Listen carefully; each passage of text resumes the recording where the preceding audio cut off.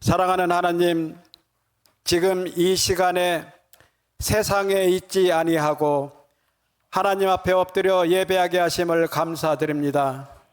우물가의 여인처럼 우리의 목마름과 영적 갈급함을 세상에서 구하지 아니하고 영원한 생명을 주시는 예수님 앞에 나와 신령과 진정으로 예배하게 하심을 감사드립니다.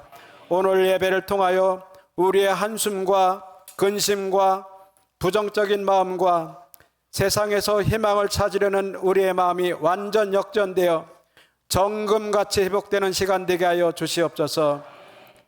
이 나라의 민족을 기억하여 주시옵소서. 여호사의 말씀처럼 우리가 하나님을 섬길 자를 오늘 택하게 하시오며 오직 나와 내 집은 여호와를 섬기겠나로 결단하는 위대한 하나님의 백성들이 국회와 청와대와 모든 정치 일선과 사회에서 세워지게 하여 주시옵소서. 하나님, 참 좋은 교회가 부흥의 때를 맞이하여 특히 목양과 선교를 두 날개로 세워주심을 감사드립니다. 박용철 담임 목사님과 김원교 원로 목사님을 통하여 수년 내에 부흥의 때를 보여주실 줄 믿습니다. 하나님의 은혜 가운데 교회의 부흥회와 맥주감사, 세진자 환영축제도 잘 마치게 하심을 감사드립니다. 교회학교 수련회와 여름 변화산 산상주간이 시작되고 지역사회를 위한 봉사와 뜨거운 날씨 속에서도 붕어빵 전도는 계속되고 있습니다. 하나하나 행사 가운데 우리 성도들 건강으로 지켜주시고 우리가 무리로만 예수님을 따라다니지 말고 예수님의 거룩한 제자가 되기를 부지런히 훈련하고 은혜를 구하는 시간 되게 하여 주시옵소서. 성도들 한 명 한 명이 먼저 영이 잘 되고 범사가 잘 되는 부흥의 복이 있게 하여 주셔서 하늘의 별같이 바다의 모래알같이 생명을 낳는 귀한 일에 최선을 다하고 하늘나라를 확장하는 교회 일꾼들이 다 되게 하여 주시옵소서. 선교지를 기억하여 주시고 선교사님들의 건강과 안전, 풍성한 사역을 잘 펼쳐나갈 수 있도록 은혜 내려 주시옵소서. 지금 이 시간에도 몸의 심신의 질병의 연약함과 많은 필요들을 요하고 있는 선교사님들이 계십니다. 하나님, 모든 것이 하나님 은혜 가운데 잘 채워지게 하시고 건강도 잘 회복될 수 있도록 하나님 인도하여 주시옵소서. 사랑하는 성도들 7, 8월 중 국내로 이동이 많은 계절인데 하나님, 불꽃 같은 눈으로 지켜주시고 운전대를 안전하게 잡아주시고 어느 곳에 있든지 안전하게 지켜주시옵소서. 이 시간 하나님의 말씀을 대언하시는 담임 목사님의 말씀을 듣겠습니다. 하나님께서는 나의 처지와 환경과 형편을 잘 아십니다. 말은 막대만도 못한 미련한 저희들이 말씀을 통해 하나님이 원하시고 기뻐하시는 생명의 길로 반응하게 하여 주시옵소서. 내가 어떻게 반응하는지, 어떻게 살아가야 하는지 마음으로만 생각하지 말고 믿음의 결단을 하나님께 보여드리는 믿음의 전환점을 주시옵소서. 2부 예배 후에 있을 재직교회도 하나님의 은혜 있게 하여 주시옵소서. 우리의 찬양과 기도와 예배를 받아 주시옵소서. 예수님의 이름으로 기도합니다. 아멘.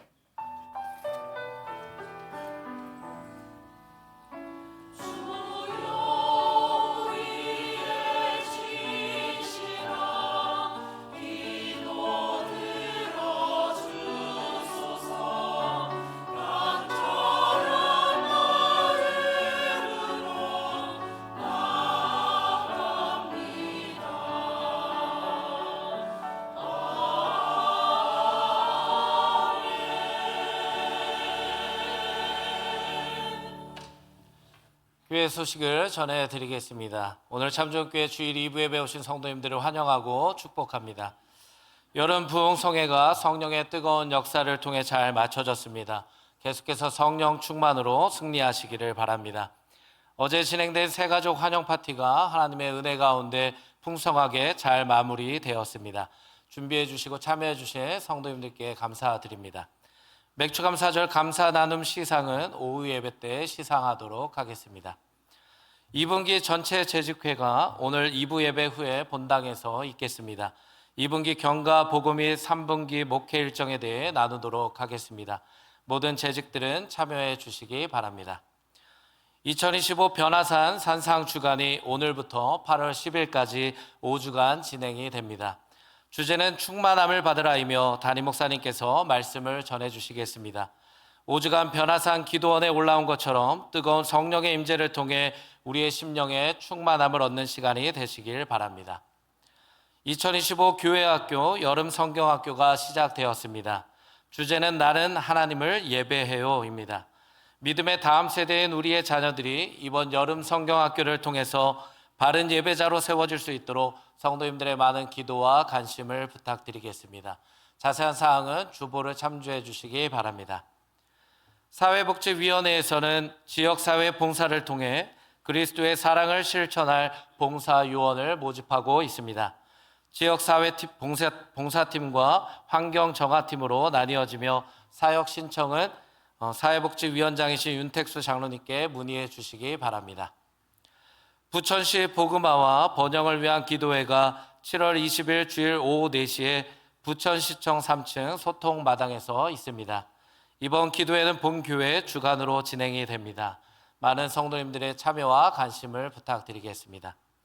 오늘 오후 성경 산책은 이사야를 진행합니다.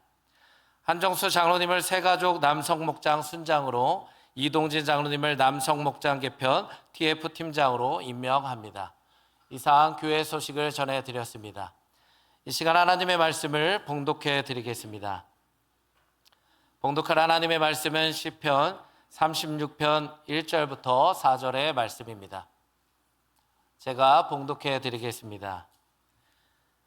악인의 죄가 그의 마음속으로 이르기를 그의 눈에는 하나님을 두려워하는 빛이 없다 하니 그가 스스로 자랑하기를 자기의 죄악은 드러나지 아니하고 미워함을 받지도 아니하리라 하미로다.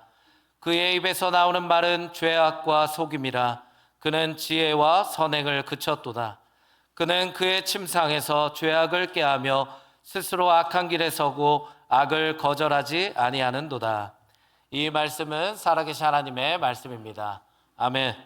이 시간 시온 성가대 찬양이 있은 후 담임 목사님 나오셔서 충만함을 받으라 첫 번째 시간 세상을 직시하고 예수로 충만하라 라는 제목으로 하나님 말씀 전해 주실 때 큰 은혜 받으시기 바랍니다.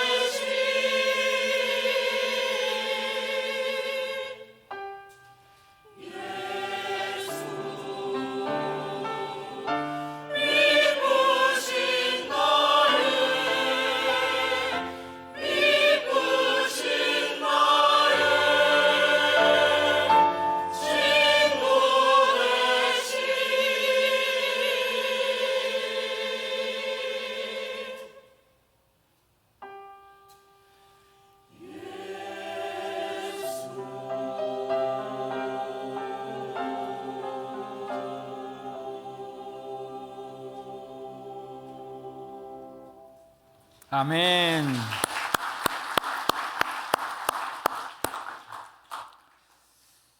지난 주간 내내 더웠는데 오늘 찬양에 단비를 맞은 것 같습니다. 미쁘신 나의 친구.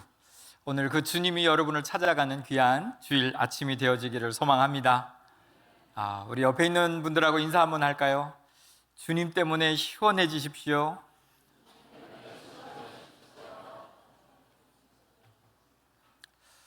저희가 지금 변화산 산상 주간을 맞이했습니다.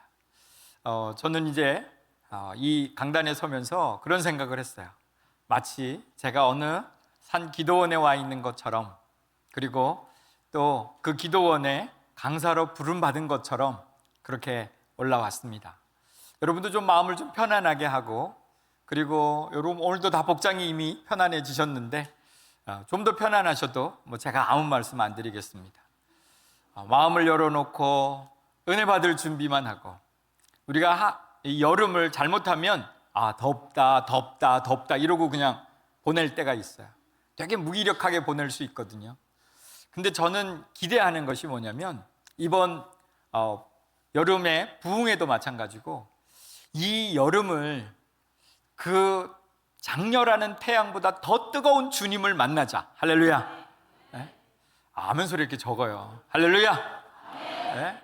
그 뜨거운 주님을 만나고, 그 주님 때문에 내가 너무 충만해지고 성령으로 충만해지는 그런 여름을 한번 맞자. 할렐루야. 우리가 매번 여름을 좀 그렇게 맞았으면 좋겠어요. 여러분에게 그 은혜가 있기를 주의 이름으로 간절히 축복합니다. 시인 김수영이라고 하는 분이 계세요. 그의 시 가운데 거대한 뿌리, 이런 시가 있는데 그런 내용 중에 이렇게 있습니다. 놋주발보다도 더 쨍쨍 울리는 추억이 있는 한 인간은 영원하고 사랑도 그렇다. 이렇게 노래를 했습니다. 쨍쨍 울리는 추억 하나가 우리에게 영원함을 준다면, 우리는 가만 생각해 보면 예수 그리스도 안에서의 생생한 쨍쨍한 추억이 있는 줄로 믿습니다. 2025년도 우리 여름 성령 충만 부흥회에도 또 아름다운 추억 하나를 쌓고 그렇게 지나왔습니다. 물론 참석 안 하신 분들은 그게 무슨 소리인지 모르겠죠.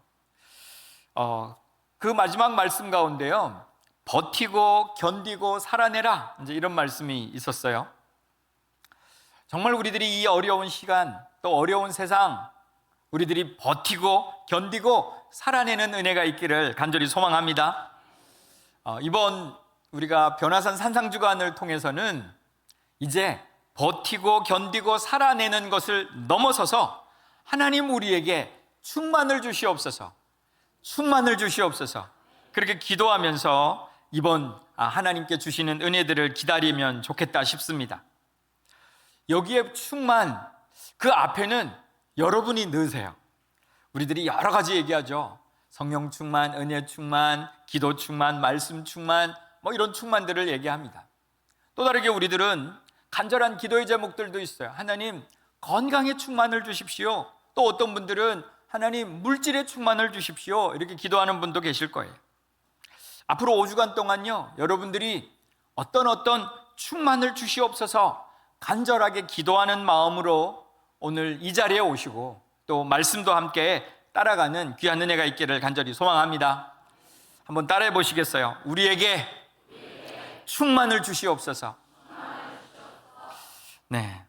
근데 우리가 이제 살아가고 있는 이 세상을 바라보면 충만함을 받고 그 충만함을 누리기에는 참 이해할 수 없는 일들로 가득 차 있고요, 또 우리가 당면하고 있는 어려운 문제들로 가득 차 있습니다.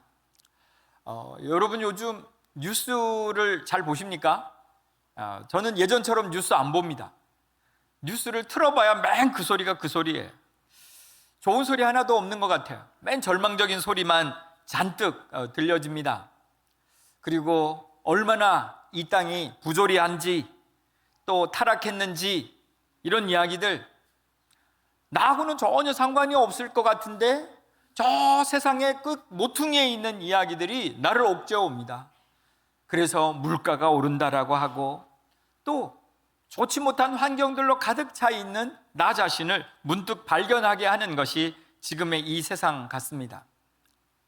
우리가 너무나 잘 알고 있는 다윗 임금도 그 시대에도 마찬가지였다라고 우리들에게 일러주고 있는 시편이 36편입니다.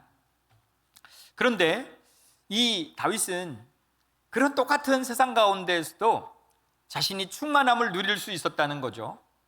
어떻게 하면 그 충만함을 누릴 수 있을까?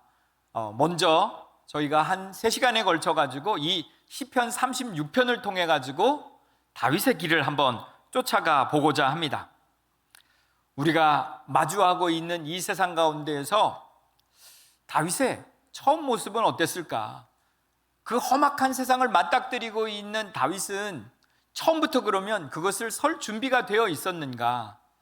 우리가 다윗의 어린 시절로 한번 가보겠습니다. 다윗은요, 너무나 우리가 잘 알듯이 믿음의 용사 아닙니까? 또 이스라엘 가운데서는 가장 위대한 왕이었어요. 그런데 그 왕이 우리에게 일러주고 있는 것은 이 세상 가운데 착하게 살아가는 것, 또 이 세상 가운데 믿음으로 살아가고 있는 것, 이것이 얼마나 어려운가 하는 것을 먼저 깨닫게 해 줍니다.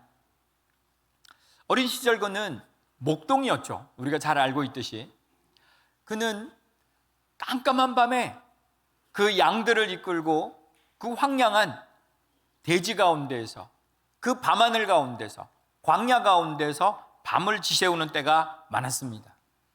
그러면서 그 하늘에 반짝거리는 별을 보면서 그는 비파를 두드리면서 하나님을 찬양했습니다. 그는 참 하나님 앞에서뿐만이 아니라 사람 앞에서 착했던 것 같아요. 우리들이 사무엘 상으로 와보면은 다윗은 그 집안의 막내였습니다. 막내, 8번째 아들. 근데 이 막내가요, 아버지께서 말씀하시기를 너 저 나가가지고 양을 치라는 거예요. 양을. 아니 그 형들은 다 어디다 두고, 그런데도 다윗은 군말하지 않고 양을 치고 있는 다윗의 모습을 우리들이 바라봅니다. 근데 다윗이 만났던 것은 그냥 단순한 작은 동물들이 아니었어요. 가끔은 사자도 나타났고 곰도 나타났다고 이야기합니다. 그럴 때 이 어린 다윗이 과연 그들과 맞서 싸울 힘이 있었겠나, 이런 생각을 해보는데 다윗은요, 용감하게 다윗이 사자나 곰도 맞서 싸워가지고 그들을 물리쳤다, 이렇게 우리들에게 알려주고 있습니다.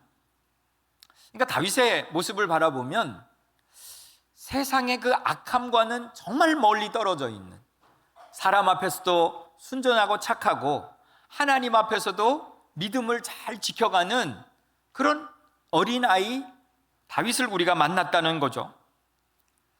근데 하나님은 그 다윗을 주목하고 계셨습니다. 그 다윗을 보고 있었다는 거죠.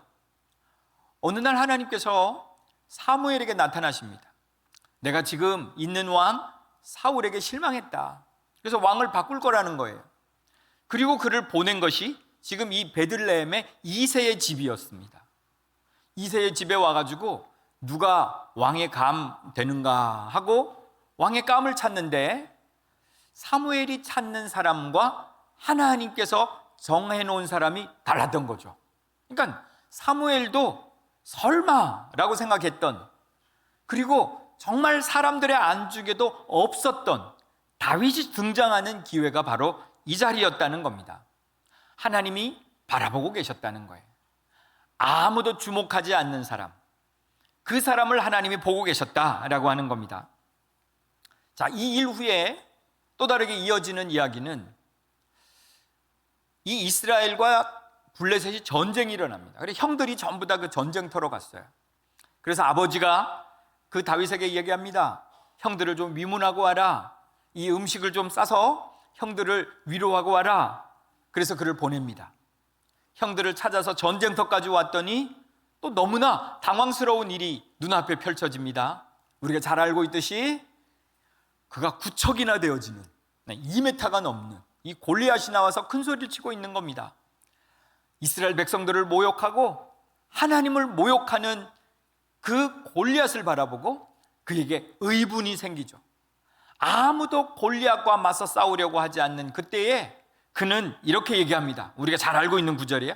사무엘상 17장에 너는 칼과 창과 단창으로 내게 오거니와 나는 만군의 여호와의 이름 곧 내가 모욕하는 이스라엘 군대 하나님의 이름으로 내게 나아가노라. 할렐루야. 그러니까 다윗은 정말 평상시에는 온순한 그런 어린아이와 같지만 용기 있는, 하나님 앞에서는 믿음으로 똘똘 뭉친 다윗을 우리가 보고 있다는 겁니다. 자, 이런 다윗에게 하나님께서는 이제 이 땅 가운데서도 맞서 싸울 힘을 주시고, 그리고 또한 하나님께서도 이 땅 가운데 승리할 수 있는 길을 열어주시는 줄로 믿습니다. 자, 먼저 다윗이 본 세상의 모습을 우리들이 한번 바라보고자 합니다. 오늘 본문이 이제 1절에 4절이에요. 이것이 다윗이 맞닥뜨린 세상입니다. 그리고 너무나 놀랐던, 당황했던 세상입니다. 근데 우리가 이 세상을 바라보면 왜 모든 사람들이 이 세상 앞에서 놀랄 수밖에 없는가, 힘겨워할 수밖에 없는가 하는 거예요. 그것은 우리들이 가지고 있는 본성에 문제가 있다는 거예요. 본성에. 오늘 아침에 제가 그 구두에다가 이렇게 액체로 된 약을 좀 뿌리다가 이게 떨어져가지고 구두 밑에 묻은 것 같아요.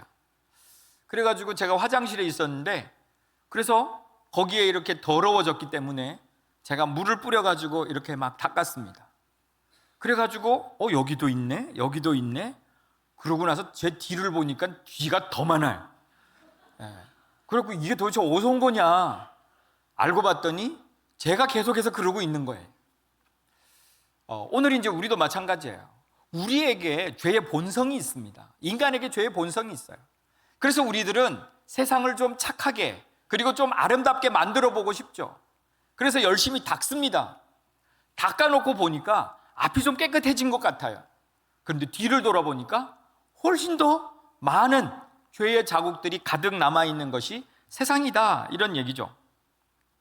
오늘 이제 본문으로 가보면 이것이 더 선명해집니다. 오늘 본문 1절로 한번 가볼까요? 1절. 우리 1절을 같이 한번 읽어봅시다. 악인의 죄가 그의 마음속으로 이르기를 그의 눈에는 하나님을 두려워하는 빛이 없다 하니. 여기서 나오는 죄는요, 히브리어로 페쏴라고 하는 단어입니다. 근데 이 페쏴라고 하는 단어는요, 단순히 내가 실수한 것 또는 조금 잘못한 것, 이런 의미가 아니에요. 이것은 반역, 배반, 고의적으로 짓는 죄, 범죄, 이런 의미를 가지고 있습니다.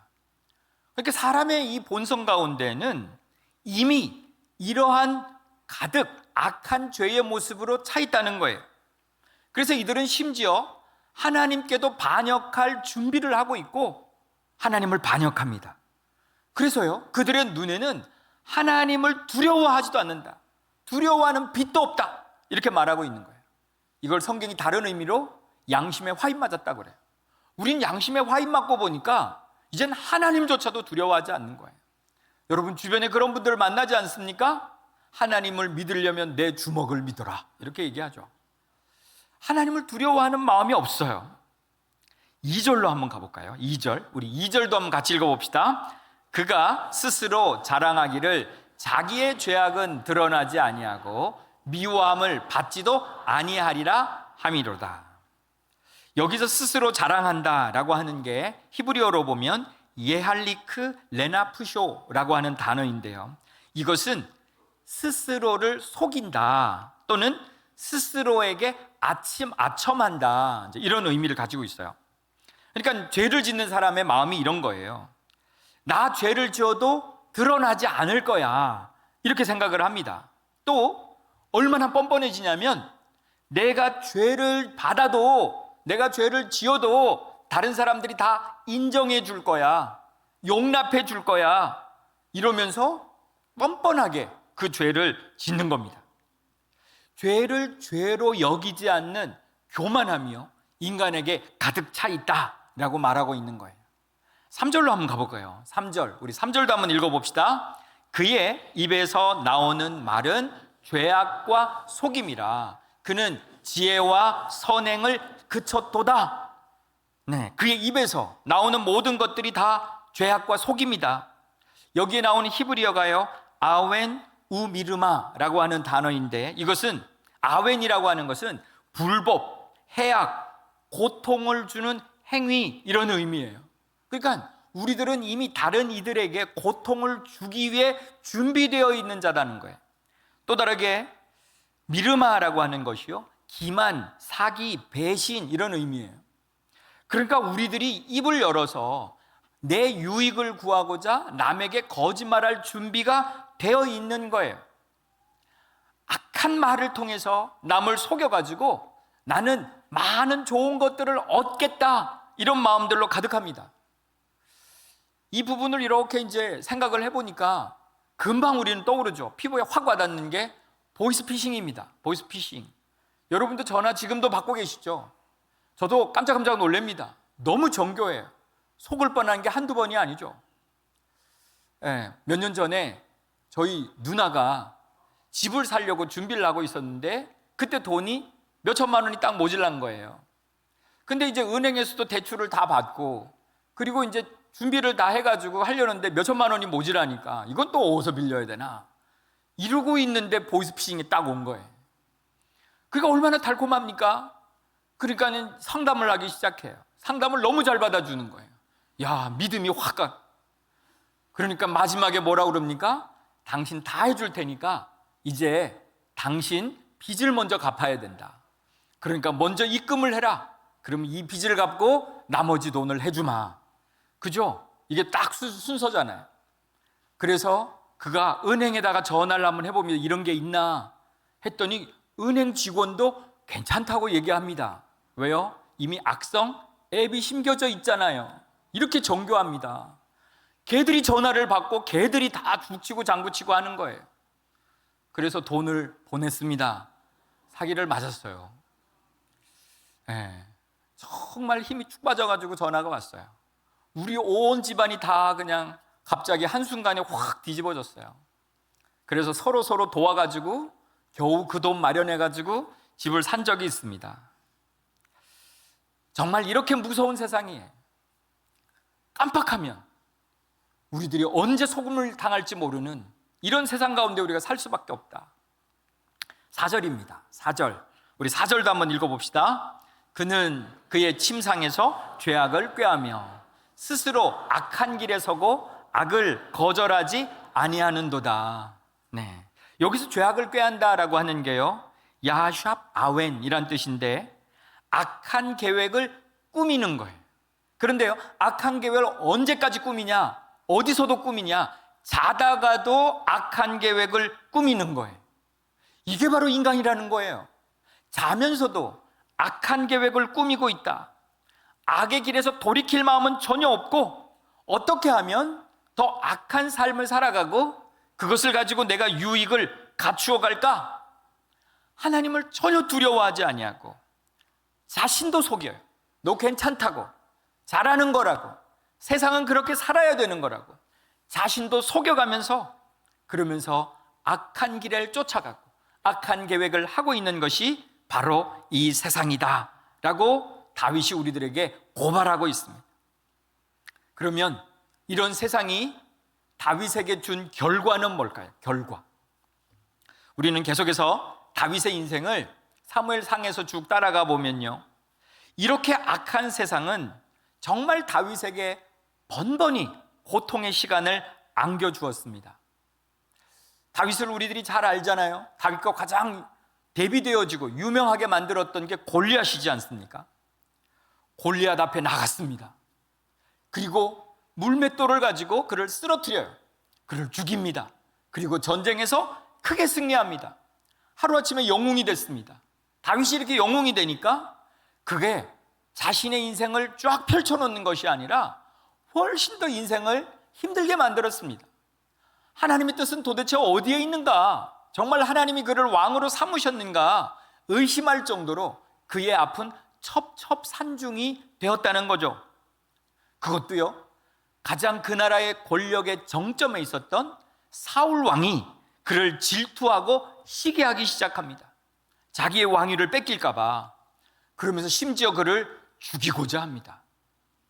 그래서 그는 어쩔 수 없이요, 아무 잘못도 없는 그가 범법자가 되어가지고 도망자 신세가 됩니다. 이렇게 해서 10여 년을 쫓겨다닙니다. 더욱 가슴 아픈 이야기도 나와요. 다윗이 쫓겨다니다가 그의 일행들과 함께 너무 배가 고파요. 그래서 높 땅에 있는 제사장들을 찾아갑니다. 그리고 도안을 요청했어요. 제사장들은 아무것도 몰랐어요. 그리고 난 다음에 그에게 선의로 그가 진설병 떡도 주고 그리고 골리앗의 칼도 줍니다. 모든 것들이 다 순조로워 보여요. 그리고 이야기가 묻힐 것 같아요. 근데 세상에 숨겨놓은 일은 없다는 거예요. 도액이라고 하는 사람이 나타납니다. 그리고 사울 왕에게 고자질을 합니다. 그리고 심지어요, 나중에 사울 왕이 군대를 이끌고 왔을 때 이 도액이라고 하는 사람은 그 욕심에 이끌려 가지고 그 높당의 85명의 제사장을 죽입니다. 하루아침에 그 제사장들이 다 죽는 사건들이 일어났다는 겁니다. 그들은 아무것도 몰랐어요. 무슨 범법을 했습니까? 그런데 문제는요, 다윗이에요. 살아있는 게 감사한 게 아니죠. 나중에 아비아달이라고 하는 아들이 겨우 목숨을 부지해서 피난을 옵니다. 그러면서 다윗에게 이 사실을 전해요. 그럴 때 여러분 다윗의 심정을 한번 생각해 보시면 어떤 마음일까요? 휴, 살았구나, 이런 마음일까요? 아니요, 살아있는 게 더 죄스럽고 죄책감 가운데 있죠. 통탄할 일이죠. 내가 그때 도액을 죽였어야 되는데, 이런 마음까지 들지 않습니까? 그러면서 그가 성경에서 이렇게 얘기해요. 내 아버지 집에 있었던 일, 그것은 다 내 탓이다, 내 탓이다. 그러면서 그가 통곡하지 않았겠습니까? 어떻게 세상이 이렇게 악할 수가 있냐고, 어떻게 그렇게 85명의 제사장들을 한꺼번에 다 죽일 수가 있냐고, 그러면서 그가 통탄하지 않았겠습니까? 그런데 그가 주변에 눈을 들어보니까요, 사방이 전부 다 자기를 감시하고 있는 거예요.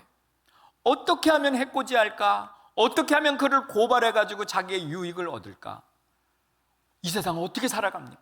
무서워서 어떻게 사냐고요. 한 발자국도 나가질 못할 것 같습니다. 심지어 이런 일도 있었어요. 자기가 이제 왕이 되었습니다. 이제 왕권이 좀 안정화가 되어지나 보다, 이런 생각을 할 때 아직도 여전히 그 왕권을 탐내고 있던 사람들이 있었던 거죠. 그런데 자기의 아들 압살롬이 먼저 앞장을 섭니다. 그리고 반역을 일으킵니다. 군대를 일으킵니다. 군대를 일으켰다는 소식을 듣고요, 그는 신발도 제대로 신지 못하고 제대로 된 군대 하나 이끌어가지 못하고 도망가기에 바쁩니다. 아들에게 쫓겨가는 아버지의 모습을 우리들이 생각해 보면 얼마나 처절할까요? 정말 그 심정을 우리가 무엇으로 헤아릴까요? 어떤 것 때문에 더 아파해야 될까요? 다윗은 지금 정말 그 터덜터덜 그러면서 밤낮을 가리지 않고 도망의 길로 가고 있습니다. 이렇게 힘들고 아픈 사람에게 누가 나타날까요? 시므이라고 하는 사람이 나타납니다. 그리고요, 이 시므이는 이렇게 힘들고 아파하는 다윗을 위로하는 것이 아니라 그에게 도리어 온갖 모욕적인 언사를 퍼붓습니다. 심지어 돌을 던집니다. 그래서 성경이 이렇게 얘기했어요. 피를 흘린 자여, 사악한 자여, 가거라, 가거라. 그를 비난하고요, 비웃고요, 모욕합니다. 이렇게 아파하고 힘들어하는 그 사람에게 등 뒤에서 비수를 꽂고 있는 이것이 바로 우리가 살고 있는 무시무시한 세상이다라고 다윗이 그의 삶을 통해서 우리에게 일러주고 있습니다. 오늘 우리가 맞닥뜨리고 있는 세상 속에서 얻은 결과들입니다. 다윗의 상황만 그럴까요? 그러지 않습니다. 결국 나도 이 땅을 살아보니 다윗과 우리는 지금 3,000년의 갭이 있어요. 3,000년의 시간이 좀 지나면 세상은 좀 나아지려나. 우리 교육학에서 얘기하는 것들이 뭐냐면 교육을 왜 하느냐는 거예요. 그런데 교육을 하는 이유가요, 좀 더 나은 세상을 꿈꾸면서 교육을 한다는 거예요. 교육이 얼마나 발달됐을까요? 3,000년이 지난 시간 교육이 얼마나 많이 달라졌을까요? 좀 더 나은 세상을 꿈꾸면서 이 3,000년의 시간이 흘러왔다면 세상은 좀 더 나아졌을까요? 다윗에 비교하면 우리는 좀 더 그렇다라도 괜찮은 세상이야 라고 우리가 살아가고 있을까요? 아무리 살아봐도 그러지 않는 것 같습니다. 아니, 그때보다 지금이 더 험한 세상 같습니다. 도리어 더 교묘해진 것 같아요. 도리어 더 거대해진 것 같아요. 우리를 날마다 위협과 절망 속에 빠뜨리는 많은 일들이 우리 사이에서 일어나고 있습니다. 조금 전에도 얘기했지만 뉴스를 보기가 싫어요. 저 보면 뭐하나 그런 얘기. 맨날 똑같은 얘기. 내일 뉴스를 내가 만들어도 되겠다, 이런 생각이 들 정도로 똑같은 얘기, 부정과 부패의 이야기, 그리고 서로 어떻게든 상대방을 헐뜯고자 하는 이야기들, 예측 불가능한 불안정한 이야기들, 그리고 빈부의 격차가 점점 심해져서 어렵고 힘든 사람들의 이야기들, 사회는 갑질과 혐오 범죄와 거짓 정보들이 난무하고 도대체 어떻게 길을 가야 하나, 이런 생각이 들 정도의 세상이 되고 말았습니다. 시사를 우리가 조금만 눈여겨서 바라보면 우리나라도 전 세계도 늘 우리들에게 전해주는 소식이 좋은 소식 하나가 없어요. 국내적으로도 우리 전세 사기 문제의 이야기, 묻지마 범죄 증가의 이야기, 또 교묘해지는 이 보이스피싱의 문제, 정치의 혼란, 그리고 갈수록 더 심해지는 기후 위기의 이야기, 그리고 세계 도처에서 일어나는 전쟁으로 인한 국제의 불안정, 요즘 아주 딱 몸에 와닿는 이야기 하나가 트럼프가 일으킨 관세 전쟁. 우리나라는 마치 고양이 앞에 쥐신세 같습니다. 이게 어떻게 풀려날까? 이게 어떻게 결말을 맺을까? 우리는 얼마나 더 어려워질까? 무시무시한 이야기들입니다. 이런 이야기들 앞에 여러분은 어떻게 서 계신가요? 무력감으로 서 있지는 않습니까? 때로는 모든 걸 포기하고 싶은, 그래, 다 그렇지 뭐, 나도 모르겠어, 될 대로 되라지, 이렇게 여러분이 살고 있지는 않습니까? 때로는 절망 가운데 빠져있는 이들도 계실 수 있을 것 같아요. 저는 요즘 우리 젊은이들을 바라보면 마음이 짠합니다. 우리 애들도 젊은이들이기 때문에, 청년들이기 때문에 그 아이들의 삶이 녹록지 않아요. 그 아이들이 눈빛이 반짝반짝해야 되는데 말이죠, 청년부를 가끔 올라가 보면은 얘들이 청년 맞나 이런 생각이 들어요. 좀 눈이 반짝반짝하고 말이죠, 뭔가 희망이 있고, 그리고 뭔가를 이루어가는 그들의 아름다운 성취와, 그리고 그 젊음을 누리는 아름다운 청춘의 이야기들로 가득 차 있어야 될 것 같은데, 마치 그들은 무거운 돌덩이를 하나씩 이고 있는 것처럼 그렇게 앉아들어 있습니다. 세상이 그들에게 준 결과들이에요. 요즘 일자리도 없어요. 맨날 뉴스를 들어보면 일자리 늘어났대요.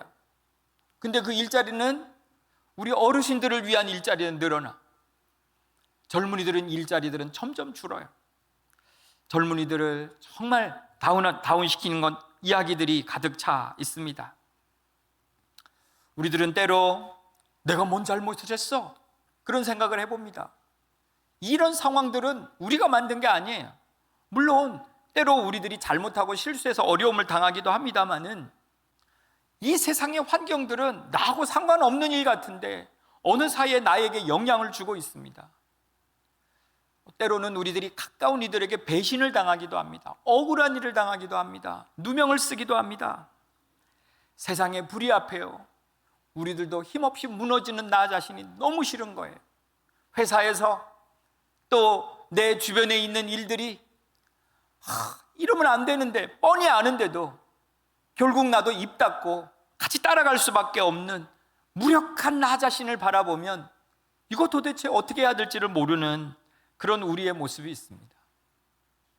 성경에는 악인이 승승장구하는 모습을 보고 울부짖는 의인의 모습들이 있어요. 우리도 마찬가지죠. 그러할 때 우리도 외쳐보고 싶습니다. 어떻게 해요? 하나님, 과연 살아 계십니까? 때로는 하나님, 나에게 지금도 함께 하시나요? 때로는 이런 세상 가운데서 이 믿음이 도대체 뭐야? 그게 무슨 소용이야? 이런 생각들이 우리들에게 찾아오기도 합니다. 자, 우리들의 이야기, 우리들의 형편과 처지가 이렇다고 오늘 우리는 그 자리에서 주저앉아서 하염없이 그 때를 기다리고 있어야 될까요? 아니면 더 깊은 절망감에 빠져서 나도 모르겠다고 자포자기하고 있어야 될까요? 아니면 때로 이 모든 것들을 다 포기하고 싶다고 창문가로 우리들이 가야 할까요?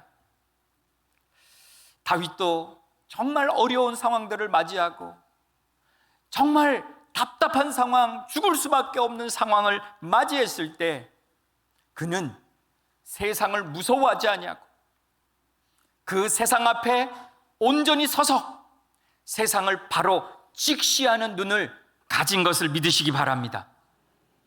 세상은 그렇습니다. 세상은 우리들에게 그런 고통과 어려움을 줍니다. 세상은 원래 악함으로 출발했어요.